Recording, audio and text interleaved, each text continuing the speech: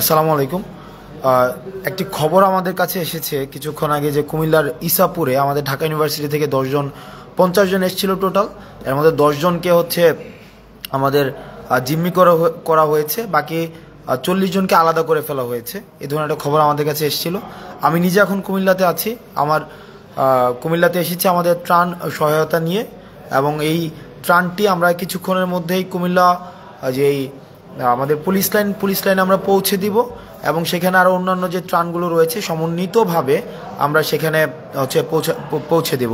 অর্থাৎ যে এলাকাগুলো রয়েছে বিশেষ করে বুড়িচং এবং যে এলাকাগুলো ভাঙনপ্রবণ যে এলাকা, সেখানে আমরা পৌঁছে দেব। এখন বিষয়টি হচ্ছে যে কুমিল্লার যে বিষয়টি দাঁড়িয়েছে, আমরা এখানে স্থানীয় যিনি এসপি রয়েছেন ওনার সাথে আমার ব্যক্তিগতভাবে কথা হয়েছে এবং ওসিকে সেখানে পাঠানো হয়েছে। সর্বশেষ খবর পাওয়া পর্যন্ত ওনারা যেটি জানিয়েছেন, এই খবরটি যার মাধ্যমে পেয়েছেন, যে নাম্বারটি দেওয়া আছে তাকে রিচ করা যায়নি। যে যার নাম্বার সাব্বির নামের একজনের নাম্বার দেওয়া হয়েছে, যে সাব্বিরের সাথে যোগাযোগ করতে বলা হয়েছে, কিন্তু সাব্বির নামের যেই ভদ্রলোক ওনাকেও এখনো পর্যন্ত রিচ করা যায়নি। এবং এই খবরটি আসলে সত্যতা কতটুকু সেটি নিয়েও এখনো পর্যন্ত আমরা সন্দিহান। কারণ এসপি মহোদয় এবং ওসি নিজে গিয়েছেন, এখনো পর্যন্ত এই ধরনের কোনো খবর পাওয়া যায়নি। মানে এখনো পর্যন্ত এই ধরনের কোনো পাওয়া যায়নি। তো অনেকে ভাবছে হয়তো যে তাদেরকে ডাকাত সন্দেহে এলাকাবাসী হয়তো আটক করেছে। ওই যে 50 জন ওখানে রয়েছে, এইটি সত্যতা এখনো পর্যন্ত নিশ্চিত করা যায়নি। তো আমরা চেষ্টা করছি। আমরা এখনো পর্যন্ত আছি কুমিল্লাতে আজকে সারাদিন থাকবো, এবং আমরা এখানে যে প্রত্যন্ত এলাকায় প্রান্তিক পর্যায়ে যে ত্রাণ আজকে যেগুলো আমরা সংগ্রহ করেছি সেগুলো আমরা পৌঁছে দেওয়ার চেষ্টা করব। এবং অ্যাট দ্য সেম টাইম আমরা যে কাজটি করব সেটি হচ্ছে যে যাদের খবর এসেছে যে ইসাপুরে যে তাদেরকে আটক করা হয়েছে, তাদের পুনরুদ্ধারের জন্য, তারা যদি আসলেই মূলত আটক হয়েও থাকে, তাদের পুনরুদ্ধারের জন্য আমাদের যেই প্রচেষ্টা রয়েছে এবং আইনগত যে বিষয়গুলো রয়েছে সেটি যেন নিশ্চিত হয়, সেই কাজটিও আমরা করব। ঢাকা ইউনিভার্সিটির যারা রয়েছেন, আমার সহপাঠী থেকে শুরু করে সিনিয়র জুনিয়র, আপনারা বিভিন্নভাবে কনসার্ন জানাচ্ছেন। আজকে বেশ অনেকক্ষণ ধরে আমাকে বিভিন্নভাবে জানাচ্ছেন। আমি আপনাদেরকে বলবো যে এখনো পর্যন্ত এই ধরনের ঘটনা ঘটেছে বলে আমাদের পুলিশ থেকে আমরা জানতে পারিনি। দ্বিতীয় যে বিষয়টি সেটা হচ্ছে সাকিব, আমাদের ছোট ভাই সাকিব, মনোয়ার এবং যে আমাদের হোসাইন, এই তিনজন আমরা জানি যে ফেসিবাদ বিরোধী আন্দোলনের একদম শুরুর দিকে আমরা যখন আনুষ্ঠানিকভাবে এক দফা দেওয়ার পূর্বেই কিন্তু আমরা দেখেছি যে তাদের একটি মিছিল আমাদের জৌহল থেকে ওরা দিয়েছিল। ঢাকায় তখন লকডাউন, ঢাকায় এক ধরনের ব্ল্যাক আউট ছিল, আমরা ইন্টারনেট শাটডাউন দিয়ে দেওয়া হয়েছিল, আমাদের কারফিউ জারি করা হয়েছিল। সেই পরিস্থিতিতে দাঁড়িয়েও কিন্তু আমরা দেখেছি যে বাকি যেই মানুষগুলো, যে আমাদের হোসাইন, সাকিব এবং মনোয়ার, তাদের যেই এক ধরনের সবসময় ফেসিবাদ বিরোধী আন্দোলনে তাদের সক্রিয়তা ছিল। যখনই লক্ষ্মীপুরের বন্যার খবরটি আসে, আমরা তাদেরকে দেখেছি যে পরের দিনই তারা ঢাকা থেকে ছুটে গিয়েছে রিফাত রশিদ, বাকের, তারপরে আমাদের অন্যান্য আরও সমন্বয়কদের সাথে। দুঃখজনক বিষয় হচ্ছে যে তাদের সাথে গতকাল রাত থেকে এখনো পর্যন্ত কোনো ধরনের যোগাযোগ করা যায়নি। তাদের সাথে আমরা চেষ্টা করছি যে আমরা ডিসির সাথে কথা বলার চেষ্টা করেছি, এসপির সাথে কথা বলার চেষ্টা করেছি, কিন্তু ওখানের যে পরিস্থিতি, মানে ওখানের যে সার্বিক পরিস্থিতি এমন পর্যায়ে এসে দাঁড়িয়েছে যে ডিসি বা এসপি কারো কাছে আমরা রিচ করতে পারিনি। অর্থাৎ ইন্টারনেট ব্ল্যাক আউট হয়ে গিয়েছে, মানে কমপ্লিটলি ব্ল্যাক আউট হয়ে গিয়েছে। আমরা চেষ্টা করছি যে সাকিবদের কাছে পৌঁছানো, আসিফ রিয়াদদের কাছে পৌঁছানো, মনোয়ারদের কাছে পৌঁছানো। আপনারা আপনাদের জায়গা থেকে আপনারা চেষ্টা করুন। আর তৃতীয় একটি বিষয়, আমরা দেখতে পাচ্ছি যে বাংলাদেশের বিভিন্ন জায়গা থেকে ত্রাণ সহায়তার জন্য আমরা 20 জনের টিম নিয়ে, 30 জনের টিম নিয়ে ফেনীমুখী হচ্ছি, নোয়াখালীমুখী হচ্ছি। আপনাদের কাছে অনুরোধ থাকবে, এভাবে টিম নিয়ে আসার কোনো প্রয়োজন নেই। আপনাদের প্রশিক্ষিত টিম ছাড়া, প্রশিক্ষিত টিমের যদি আপনারা সমন্বয় নিশ্চিত করতে না পারেন, আপনারা ফেনীমুখী হওয়ার দরকার নেই। সর্বোচ্চ একটা ট্রাকের সাথে 2 জন বা 3 জন, সর্বোচ্চ 2 জন বা 3 জন এনাফ। এর বেশি যারা আসছে 10 জন 15 জন, এই 10 জন 15 জন আসার কোনো প্রয়োজন নেই। আপনারা যে স্থানীয় যে জায়গাটি রয়েছে, আপনারা যে এলাকায় যাবেন, ওই এলাকার আপনারা স্থানীয় মানুষগুলোর সাথে আগে একটু কথা বলেন। তাদের জায়গা থেকে আপনি দেখবেন যে 15 জন 10 জন বা ওখানের এলাকাবাসী আপনাদেরকে সহায়তা করছে। খালি শুধু শুধু ঢাকা থেকে 10 জনের একটা টিম নিয়ে যাচ্ছেন, 20 জনের একটা টিম নিয়ে যাচ্ছেন, গিয়ে সেটা আরও বেশি আপনাদের হচ্ছে বার্ডেন ক্রিয়েট করা হচ্ছে। ওই এলাকার মধ্যে একটা বার্ডেন ক্রিয়েট করা হচ্ছে। আপনাদের নিজস্ব খাওয়া দাওয়ার যে এই বিষয়গুলোর একটা বার্ডেন রয়েছে, তারপর হচ্ছে চলাফেরার একটা বার্ডেন রয়েছে, ট্রান্সপোর্টেশনের একটা বার্ডেন রয়েছে।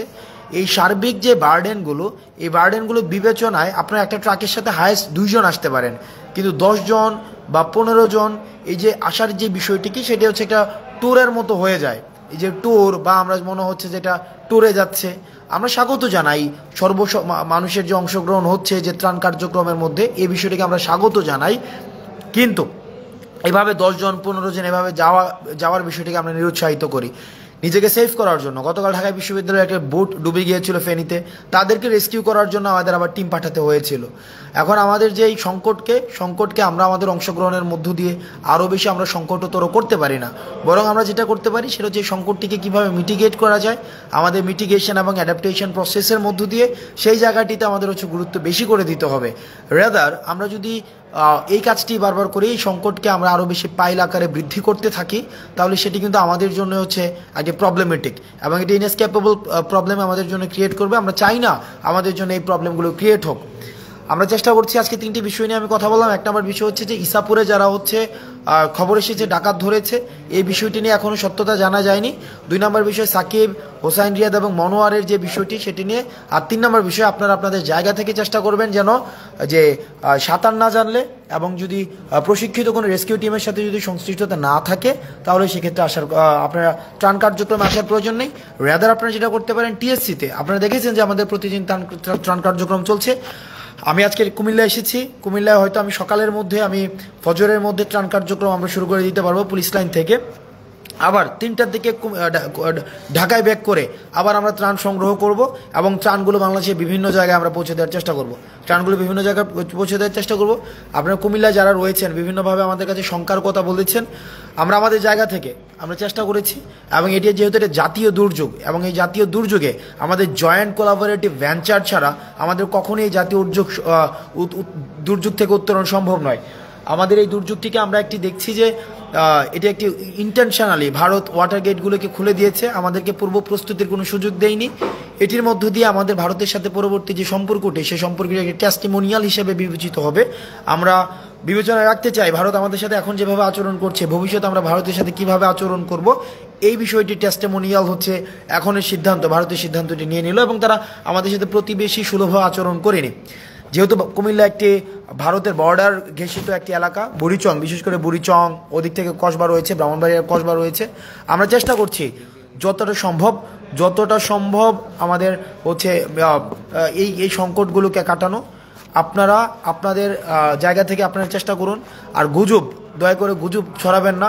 এমনি জাতীয় সংকটটি নিয়ে আমাদের হচ্ছে বেশ কষ্ট করতে হচ্ছে।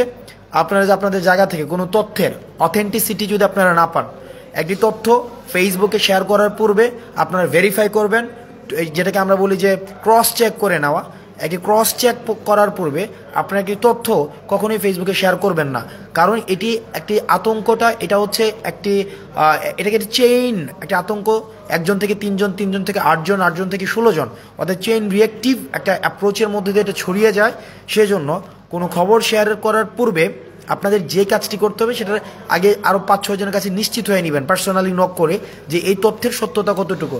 অথেন্টিসিটি ক্রস চেক না করে কোনো তথ্য শেয়ার করবেন না। আমরা চেষ্টা করছি আমাদের জায়গা থেকে, এবং সকল শ্রেণী পেশার মানুষ তার জায়গা থেকে চেষ্টা করছে। আমরা চেষ্টা করছি এই সংকটটিকে উত্তরণ করার জন্য। আমরা আমাদের জায়গা থেকে আমরা চেষ্টা করব, আপনারা আপনাদের জায়গা থেকে চেষ্টা করুন। আমাদের আবার আজকে সারাদিন আমাদের কুমিল্লায় আমাদের ত্রাণ কার্যক্রম চলবে, আমাদের ঢাকায় আমাদের ত্রাণ সংগ্রহ কার্যক্রম চলবে। আমাদের কিন্তু ঢাকায় যে ত্রাণ সংগ্রহ কার্যক্রম সেটা কিন্তু অব্যাহত থাকবে। টিএসসিতে আমরা দেখেছি যে সকল শ্রেণী পেশার মানুষ হচ্ছে ত্রাণ যেটি দিচ্ছেন সেটি হচ্ছে আমরা একটু অভূতপূর্ব আমরা সাড়া পেয়েছি, এবং যেই পরিমাণ ত্রাণ আজকে আমরা সংগ্রহ করেছি সেটি হচ্ছে আনকাউন্টেবল অ্যামাউন্ট অফ ত্রাণ আমরা পেয়েছি। এই ধরনের ত্রাণ আমরা দুর্যোগ মন্ত্রণালয়ে আমাদেরকে লজিস্টিক সাপোর্ট দিচ্ছে কিভাবে সেটাকে ম্যানেজমেন্ট করা যায়, এবং সেখানে আমরা দেখেছি যে মানুষের কি অভূতপূর্ব অংশগ্রহণ, সকল শ্রেণী পেশার মানুষের অংশগ্রহণ, শিশু, বৃদ্ধ, বাচ্চাদের অংশগ্রহণ, সেটা আমাদেরকে অনেক বেশি উজ্জীবিত করে। এবং আমি যদি বলি জাতীয় ঐক্যের বহিঃপ্রকাশ, জাতীয় ঐক্যর বহিঃপ্রকাশ, সেটির আজকের যেটাকে আমরা ইপিটমি বলি, ইপিটম of the best examples of the ইউনিফিকেশনস of national unity, সেটি হচ্ছে আজকে টিএসসিতে ছিল। দল মত নির্বিশেষে আমরা দেখেছি যে কিভাবে মানুষ হচ্ছে আজকে আমাদের ত্রাণ দিয়েছে, এবং আমরা এটিও নিশ্চিত করতে চাই যে ত্রাণের যে অর্থটি আমরা সংগ্রহ করছি সে অর্থের জন্য স্বচ্ছতা থাকে, সেটির জন্য অ্যাকাউন্টেবিলিটি থাকে, সেটি আমাদের খরচের পরে আপনাদের কাছে প্রত্যেকটা জিনিসের আমাদের হচ্ছে এন্ডোর্সমেন্ট দেওয়া হবে, কোথায় কি খরচ হয়েছে, কোথায় কি খরচ হয়নি।